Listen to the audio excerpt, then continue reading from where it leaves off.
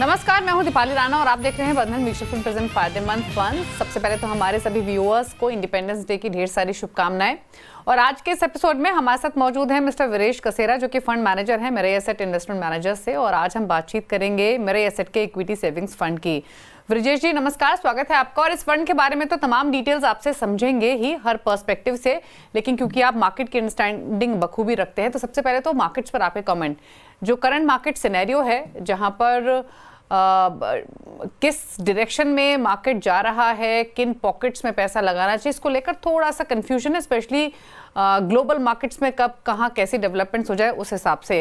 Earning season हम देख चुके हैं मोर और लेस इस क्वार्टर का, और एफआईज की तरफ से हमने लगातार बिकवाली देखी है पिछले कुछ समय में।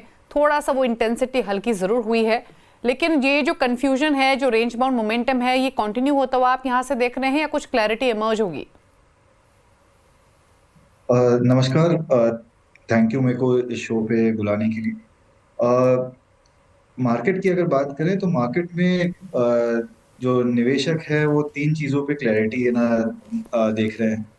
अगर मैं उन तीनों चीज़ों को बोलूँ तो जैसे आपने बताया कि ग्लोबल जियोपॉलिटिकल सिचुएशन कैसी रहेगी, डोमेस्टिक मैक्रो सिचुएशन कैसे है, और जो हाल ही में अर्निंग सीजन गया है उसके उसके हिसाब से क्या कंपनियों के अर्निंग आगे बनेंगे।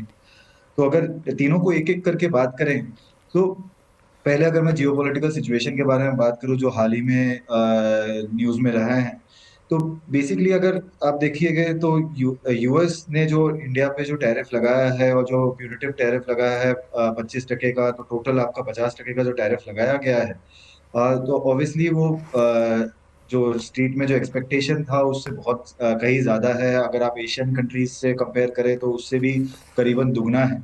सो उस हिसाब से कुछ सेक्टरों पे बेशक वहाँ पे फर्क पड़ेगा। जो एक्सपोर्ट करते हैं, खासकर टेक्सटाइल्स हैं, जेम्स एंड ज्वेलरी सेक्टर है, तो उस पे इम्पैक्ट रहेगा। लेकिन अगर आप ओवरऑल इंडिया का कंट्रीब्यूशन देखें जो यूएस को एक्सपोर्ट किया जाता है ऑन इट्स जीडीपी, वो मोटा मोटी इंडिया करीबन $87 बिलियन का एक्सपोर्ट करता है। वो मोटा मोटी आपका 2% ऑफ द जीडीपी होता है। तो नियर टर्म अगर आपने ये अज्यूम करें कि ये टैरिफ ऐसे का ऐसा ही रहेगा, तो ये दो एक सेक्टर्स में आपको इम्पैक्ट दिखे जाएगा। और वो नियर टर्म आपका जो ग्रोथ है जीडीपी का, वो करीबन 30 से 40 बिप्स हमारा अनुमान है कि उस पर इम्पैक्ट आ सकता है नियर टर्म में। लेकिन लॉन्ग टर्म जो अपना ट्रेजेक्ट्री है जीडीपी ग्रोथ का 6.5% प्लस ग्रोथ का, वो I think would not gate hampered. तो वो कंटिन्यू लगता है कि after this knee jerk kind of a reaction वो चीज आगे कंटिन्यू रहेगी। उसके उसके अलावा भी दोनों देशों के बीच में अभी भी बातें बातें चालू है, तो सिचुएशन अभी इवॉल्विंग है। तो इस पे अभी एकदम कड़ा व्यू बनाना बनता नहीं। अगर अपने दूसरे चीज के बात बात करें, जो मैक्रोज है, डोमेस्टिक मैक्रोज जो इंडिया के हैं, सो कुछ टाइम पहले क्रेडिट ग्रोथ पे बहुत सवाल थे बिकॉज लिक्विडिटी सिचुएशन बड़ी टाइट हुआ करती थी। इंक्रीमेंटली आरबीआई ने लास्ट कुछ महीनों से लिक्विडिटी सिचुएशन बड़ी बड़ी ईज की है। करीबन 10 लाख करोड़ रुपए लिक्विडिटी इन्फ्यूजन किया है अपने बहुत सारे इंस्ट्रूमेंट्स के थ्रू। सो इससे इससे जो है हमें लग रहा है कि भी जो क्रेडिट ग्रोथ जो अभी 9 से 10% के बीच में है, वो इंक्रीमेंटली यहाँ से बढ़ेगा। ठीक है, थोड़ा टाइम लगेगा, कुछ 5-6 महीने का लैग रहता है इसमें, लेकिन आगे वो चीज बढ़ेगी जो जिससे डोमेस्टिक कंजम्पशन पे और इंडस्ट्री पे सपोर्ट मिलेगा, ग्रोथ सपोर्ट मिलेगा। अगर रूरल मार्केट की बात करें तो अगेन रूरल मार्केट में लास्ट कुछ क्वार्टर से कंटिन्यूसली कंपनीज बोल रही हैं कि वहाँ पे अच्छा ग्रोथ दिखने मिल रहा है। इस साल की बारिश भी अच्छी रही है, तो उसके हिसाब से ये मोमेंटम जो ग्रोथ का है वो कंटिन्यू रहना चाहिए। गवर्नमेंट भी अपने तरफ से रूरल पे फोकस कर रही है कि वहाँ पे आमदनी बढ़े, तो उस हिसाब से रूरल ग्रोथ हमारे हिसाब से कंटिन्यू रहनी चाहिए। जो सबसे बड़ा सवाल रहता है कि भी अर्बन कंजम्पशन स्लो डाउन हो गया है कुछ टाइम से। सो अगेन इस साल जो टैक्स बेनिफिट गवर्नमेंट ने दिया है आम आदमी को, प्लस जो आरबीआई का ग्रोथ फोकस है, जो मैंने आपको बात बताई कि क्रेडिट ग्रोथ पे रिवाइव करने के हिसाब से, सो वहां से हमें लगता है कि अर्बन कंजम्पशन भी रिवाइव करना दिखना चालू होना होना चाहिए कुछ 5-6 महीनों के बाद। सो नेट नेट अगर और लास्ट अगर मैं बोलूं आपको कि अर्निंग्स के बारे में, सो अर्निंग्स के हिसाब से अगर अगर बात करें तो जो अभी हाल ही में अर्निंग सीजन गया है, तो पिछले कुछ अर्निंग सीजन्स के कंपैरिजन में ये बेहतर रहा है। इस बार अर्निंग जो एक्सपेक्टेशन थी निफ्टी कंपनियों कंपनियों की, उससे बेटर कंपनियों ने नतीजे दिए हैं। लेकिन फिर भी मार्केट में ओवरऑल अर्निंग कट हुआ है, लेकिन अगर अगेन पिछले कुछ क्वार्टरों की बात करें तो उससे बहुत मार्जिनल कट हुआ है अर्निंग पे। 26 की जो अर्निंग एक्सपेक्टेशन है उसमें, तो करीबन 2% का अर्निंग कट का एक्सपेक्टेशन है इस 26 में। और 27 का जो अर्निंग है वो इंटैक्ट रखा गया है। तो ये जो अर्निंग कट रहा है वो मेनली जो रहा है वो इसके हिसाब से किया गया है, क्योंकि इस बार जो बारिश का सीजन था वो कुछ प्रीपोन हो गया था, तो आपका जो सीजनल इम्पैक्ट रहा उसके वजह से कुछ कंपनियों को अर्निंग इम्पैक्ट आया है।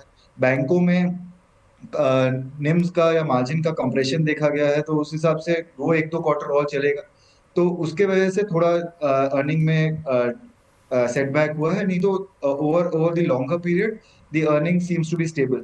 सो नेट नेट अगर मैं ये तीनों चीजों को अगर समराइज करूं, तो आज की डेट में अगर मैं मैक्रो सिचुएशन देखूं तो मैक्रो सिचुएशन धीरे धीरे स्टेबलाइज होती हुई दिख रही है। इम्प्रूवमेंट लग रहा है कि आगे जाके जो आरबीआई ने एक्शंस दिए हैं उसके हिसाब से इम्प्रूवमेंट होगा, अर्बन ग्रोथ को बूस्ट मिलेगा, रूरल ग्रोथ कंटिन्यू रहेगा। यूएस का जो टैरिफ जो का जो इम्पैक्ट है वो कुछ सेक्टर्स में है जो लार्जली अनलिस्टेड स्पेस में है, लेकिन over a period of time I think वो उसका इम्पैक्ट न्यूट्रलाइज होगा।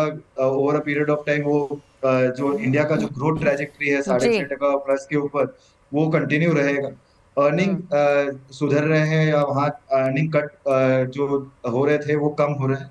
सो नेट नेट मार्केट में हमें ज्यादा हम्म। मंदी नहीं दिख रही है यहाँ से। ओके, मार्केट वैल्यूएशंस कैसी लग रही हैं आपको, या फिर कुछ स्पेसिफिक सेक्टर्स या पॉकेट जहां पर वैल्यूएशंस अट्रैक्टिव हैं या अभी भी महंगी हैं? तो कुछ पॉकेट्स मार्केट में अभी भी मैं ये बोलूंगा कि अभी भी महंगी हैं। ऐसा नहीं है कि मार्केट पूरी तरह से एकदम रीजनेबल वैल्यूएशन या सस्ता हो गया है। जो अगर आप लास्ट एक साल की बात करें तो मार्केट साइडवेज रहा है, हार्डली कुछ रिटर्न बढ़ा है मार्केट में। 1 ईयर बेसिस पे इट इज फ्लैट।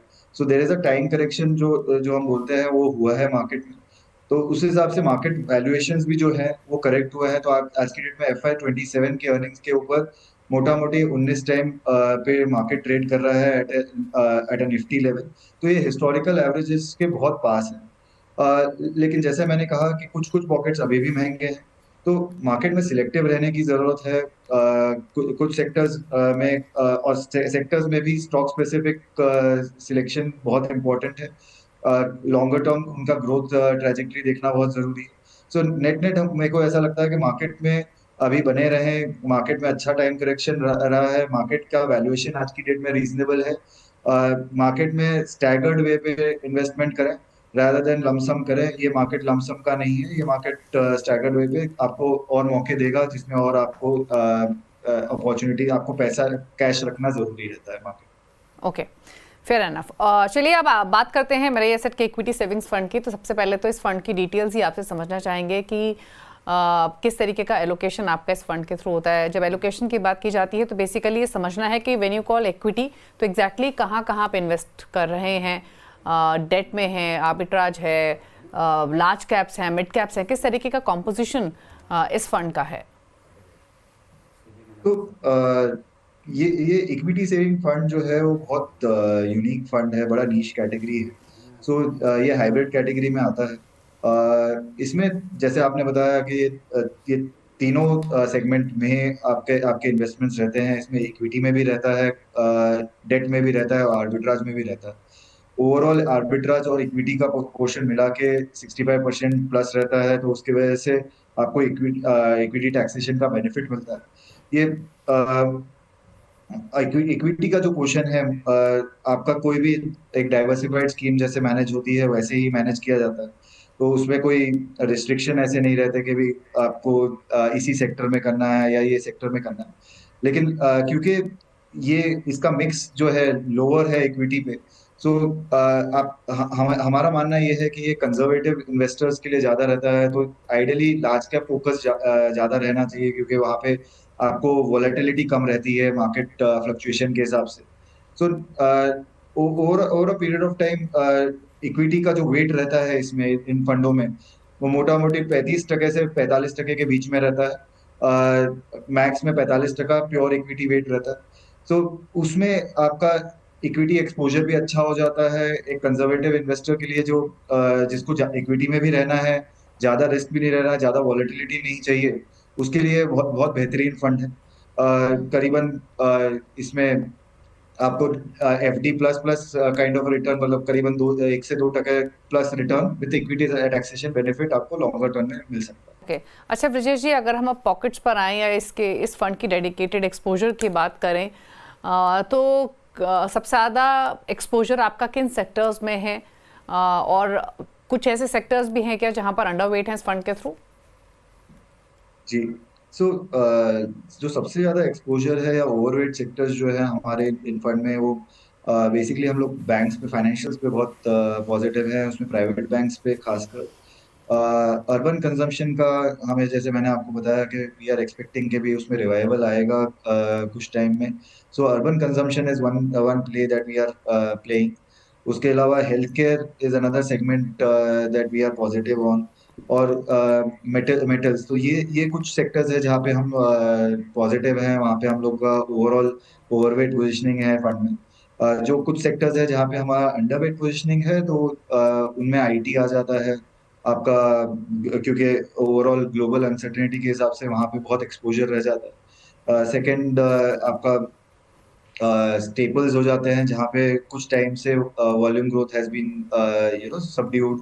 तो उसके ये कुछ सेक्टर्स हैं जहाँ पे हम अंडरवेट स्टैंड्स हैं हमारे। ओके चलिए, रुक रहे हैं फटाफट से इसी के साथ एक ब्रेक के लिए। जब लौटेंगे तो कुछ और डिटेल्स डाइव इन करेंगे इस पर्टिकुलर फंड से जुड़ी हुई कुछ रिस्पेक्टिव सेक्टर्स पर तो चर्चा करेंगे ही, साथ ही ये भी समझेंगे किस तरीके की पास्ट रिटर्न हिस्ट्री रही है, कौन से कैटेगरी ऑफ इन्वेस्टर्स इसे कंसिडर कर सकते हैं, पर कितने टाइम होराइजन के लिए इसे पोर्टफोलियो में रखा जा सकता है। इन सब मुद्दों पर करेंगे बातचीत, लेकिन एक ब्रेक के बाद।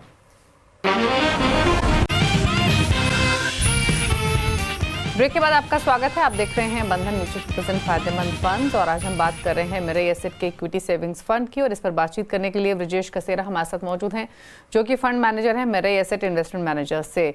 ब्रजेश, अब आपने का कुछ सेक्टर्स हमें बताया जहां पर आपका ओवरवेट स्टांस है, बैंक्स, फाइनेंशियल्स की आपने बातचीत की, आईटी और फार्मा मिलाकर कितना एक्सपोजर है आपका इस फंड के थ्रू, और क्या ये रिसेंट टाइम्स में आपने एक्सपोजर कम किया है क्या? साथ ही इस मार्केट टर्बुलेंस कहें या वॉल्टिलिटी कहें या कंफ्यूजन कहें, इस दौरान या फिर रिसेंट पिछले 3-4 महीनों के दौरान कोई रेस्पेक्टिव पॉकेट्स रही हैं जहां पर एक्सपोजर बढ़ाया भी है? तो आईटी और फार्मा में ओवरऑल, फार्मा में हम लोग पहले से ही ओवरवेट थे इस फंड में। सो ये जो मार्केट वॉलेटिलिटी हुई है उसमें कुछ सेगमेंट्स में जहाँ पे हमें इम्पैक्ट कम लग रहा है, वहाँ पे हमने ना थोड़ा अपना वेट्स बढ़ाए ही हैं। सिमिलरली आईटी में हम लोग ओवरऑल अंडरवेट थे इस फंड में, before all these events happened. तो वहाँ पे क्योंकि ये करेक्शन बहुत तेजी से और बहुत शार्प हुआ है सेक्टर में, सो वहाँ पे हम अपना अंडरवेट धीरे धीरे कर कर कट कर रहे हैं। तो आज की डेट में अगर आप पोजिशनिंग पकड़े हैं, तो हम marginal underweight to equal weight kind of a stand हो गया है हमारा IT. More driven by valuations के भी, वैल्यूएशंस आज की डेट में आईटी सेक्टर में थोड़े बेटर हो गए। ओके अच्छा ब्रजेश, मैं देख रही थी आपके फंड की डिटेल्स। बैंक्स के बाद जहां सबसे ज्यादा एक्सपोजर आपका है वो ऑटोमोबाइल्स हैं। जब हम ऑटोमोबाइल्स की बात करते हैं तो आप थोड़ा डिफाइन कर सकते हैं कि एग्जैक्टली ऑटोमोबाइल्स में किन पॉकेट्स में आपका ज़्यादा इंक्लिनेशन है? दूसरी तरफ वैल्यूएशन कंफर्ट कितना है ऑटोमोबाइल्स में करंट लेवल्स पर? जी। सो ओवरऑल ऑटोमोबाइल्स में जो ओवरऑल सेगमेंटेशन जहाँ पे हमारा ज़्यादा रुझान है, वो मेनली ओईएम्स पे है। सो ओईएम्स में भी अगर मैं उसको सब सेगमेंट में करूँ, तो मेनली टू व्हीलर्स में हमारा एक्सपोजर ज़्यादा है। सो उसका कारण ये है जो मैंने आपको स्टार्टिंग में बताया, हमें लग रहा है कि रूरल ग्रोथ जो है वो आपका कंटिन्यू रहेगा। वहाँ पे आपका इनकम जो ग्रोथ है या स्टेबिलिटी है, दैट वुड ड्राइव दी और continue to drive the growth in two wheelers. So उसके हिसाब से वहाँ पे हमारा ज़्यादा एक्सपोजर है। प्लस उधर एक्सपोर्ट्स के हिसाब से आपका एक्सपोजर जो है वो कम है कंपेयर टू आपके जो एंसिलरी कंपनीज होती है, जहाँ पे आपके बहुत कंपनियों के यूएस यूरोप एक्सपोजर्स बहुत होते हैं। तो उसके हिसाब से हम लोग ने डी रिस्क करने के लिए ओईएम्स पे ज़्यादा फोकस रखा है। ओवरऑल अगर वैल्यूएशन की आप बात करें ऑटो सेक्टर की, तो on its own auto sector जो है अच्छा भागा है ऑफ लेट। कुछ सेगमेंट्स में वैल्यूएशंस जो है वो हायर एंड पे हैं। सो लेकिन कुछ पॉकेट्स जो है वहाँ पे आज की डेट में ये जो करेक्शन हुआ है उसमें कोई कोई जगह पे आपको वैल्यूएशंस रीजनेबल होती हुई दिख रही है। Net net valuations overall aggregate level पे ऑटो पे आज की डेट में महंगे हैं। तो उसको उसके चलते हमने अपना ओवरऑल यहाँ पे जो तेजी हुई है लास्ट 1-2 महीने में, अपना ऑटो का एक्सपोजर जो है फंड में थोड़ा कम किया है। तो आज की डेट में हमारा stand on the auto is largely underweight. Okay okay. अच्छा, रीसेंट टाइम्स में और भी कुछ ऐसी पॉकेट्स रही हैं जहां पर एक्सपोजर आपने कम किया हो या ज्यादा किया हो? नहीं, तो मेजरली मैंने ये चीज कवर कर ली, जिसमें मैंने आपको बताया कि आईटी और फार्मा में हमने थोड़ा बढ़ाया है राइट। अपना अपना वेट्स। फाइनेंशियल्स में हम कंटिन्यूसली अपना वेट्स मेंटेन रख रहे हैं। और ऑटो एज अ सेगमेंट हम लोग ने कम किया है। सीमेंट एक सेक्टर है जहाँ पे हमने अपना अपना वेट्स जो है वो बढ़ाए हैं, considering overall pricing momentum in the sector has been quite good. तो आगे जाके गवर्नमेंट का focus on infra and all would also drive volume growth. तो नेट नेट ये कुछ सेगमेंट्स हैं जहाँ पे हमने अपना वेट्स प्लस माइनस किए। ओके। अच्छा, जो डेट कॉम्पोजिशन है इस पोर्टफोलियो का, उसमें कॉर्पोरेट बॉन्ड्स या गवर्नमेंट बॉन्ड्स के अलावा कहाँ कहाँ एक्सपोजर आपने लिया हुआ है? सो डेट में हमारा जो स्ट्रैटेजी है वो बहुत सिंपल है। ये फंड में जैसे मैंने कि बताया कि ये कंजर्वेटिव इन्वेस्टर्स को टारगेट करता है, तो हम लोग इसमें बहुत एग्रेसिव पोजीशनिंग नहीं करते। तो लार्जली अगर आप डेट का इसका कॉम्पोजिशन देखें तो लार्जली आपका जीसेक पे या ट्रिपल ए बॉन्ड्स पे ही आपका डेट एक्सपोजर है। उसके बियॉन्ड हमारा डेट एक्सपोजर डबल ए या ए पे नहीं रहता। सो largely it is G-sec focused and triple A focused.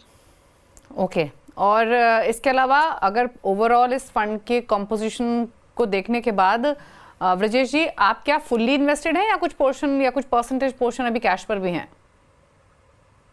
नहीं, तो इसमें इस फंड में हम मोटा मोटी जैसे मैंने आपको बताया 65% हम लोग को इक्विटी रखना होता है इक्विटी टैक्सेशन के हिसाब से।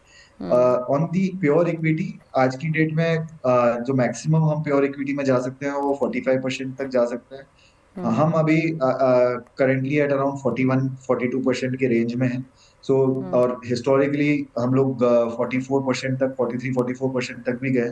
सो और एवरेज करीबन हम लोग 40-41% के आसपास रहते हैं। सो करीबन मैं बोलूंगा तो हम लोग आज की डेट में एवरेज पे हैं। और थोड़ा हमारे पास कैश बफर है जो हम लोग यूज कर सकते हैं अगर मार्केट पे और करेक्शन होता है तो उसमें इक्विटी और ऐड करने की। ओके।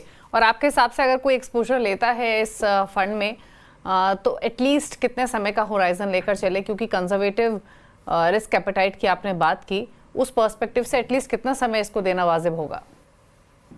तो क्योंकि ये एफडी के हिसाब से भी ये प्रोडक्ट कंपटीशन में है, अगर वो वर्ड यूज करूँ तो नॉर्मली 1 से 3 साल का एक रीजनेबल होराइजन होता है जो आप रख सकते हैं। प्रेफरेबली 3 साल का, लेकिन 1 से 3 साल का हम फंड का होराइजन बोलते हैं कि जिसमें आपको ये फंड देख सकते हैं। अच्छा, जब मार्केट की सिचुएशन ब्रजेश इस तरीके की हो जैसे कि करंट मार्केट सिचुएशन है, जहां पर थोड़ा सा कंफ्यूजन हो, एप्रीहेंशंस हो इन्वेस्टर्स के मन में, क्योंकि सबसे ज़्यादा एप्रीहेंशन तो ट्रंप को लेकर है कि वो कब कहाँ किस तरीके का स्टेटमेंट दे दें, तो ऐसे में थोड़ी सी वॉल्टिलिटी, थोड़ी सी रेंज बाउंड, थोड़ी सी सुस्ती बाजार में देखने को मिलती है, टाइम्स करेक्शन भी आती है। इस तरीके के मार्केट में क्या ये फंड सूट करता है? अगर ऐसे मार्केट माहौल में एसआईपी शुरू की जाए इस फंड में? तो ऐसे माहौल में ये फंड जो है या हाइब्रिड एज अ कैटेगरी जो है वो बहुत सूटेबल है, क्योंकि इसमें जो है आपका इक्विटी एक्सपोजर है, जो हायर रिस्क एसेट है, उसका आपका एक्सपोजर जो है वो कंट्रोल या लोअर रहता है versus a overall diversified scheme. तो उसके वजह से ही आपका volatility in the fund keeps on coming down. Plus आपका जो फंड मैनेजर है वो ये डिसीजन ले सकता है कि अगर उसको इक्विटी आज की डेट में ज्यादा अट्रैक्टिव नहीं लग रही है, सो वो अपना इक्विटी परसेंटेज इंक्रीज या डिक्रीज कर सकता है, और डेट का पोर्शन या आर्बिट्राज का पोर्शन बढ़ा सकता है अगर उसको मार्केट ठीक नहीं लग रहा। तो उस हिसाब से आपका बैलेंस्ड आउट हो जाता है आपका risk risk on this portfolio. So net net इन तरीके के वॉलेटाइल सिचुएशन के लिए hybrid as a category plus equity saving for a conservative investor ये बेस्ट सूटेड है। चलिए, तो ये तमाम चर्चा हुई मेरे एसेट के इक्विटी सेविंग्स फंड के बारे में, कौन सी कैटेगरी ऑफ इन्वेस्टर्स को सूट करता है, किस तरीके के रिटर्न्स पास्ट में रहे हैं, एक्सपोजर कहाँ है इस फंड का, और मोस्ट इंपॉर्टेंट कितना समय आपको लेकर चलना है। हर पर्सपेक्टिव से यहाँ पर ब्रजेश ने आपको समझाया इस फंड के बारे में। थैंक यू ब्रजेश आने के लिए शो में और हमारे व्यूअर्स को इस फंड के साथ साथ मार्केट्स पर भी अपने व्यूज देने के लिए। तो इसी के साथ फायदेमंद फंड्स में तो इतना ही। ब्रेक उस पर भी खबरें जारी हैं CNBC आवाज पर, और एक बार फिर से हमारे सभी व्यूअर्स को हैप्पी इंडिपेंडेंस डे।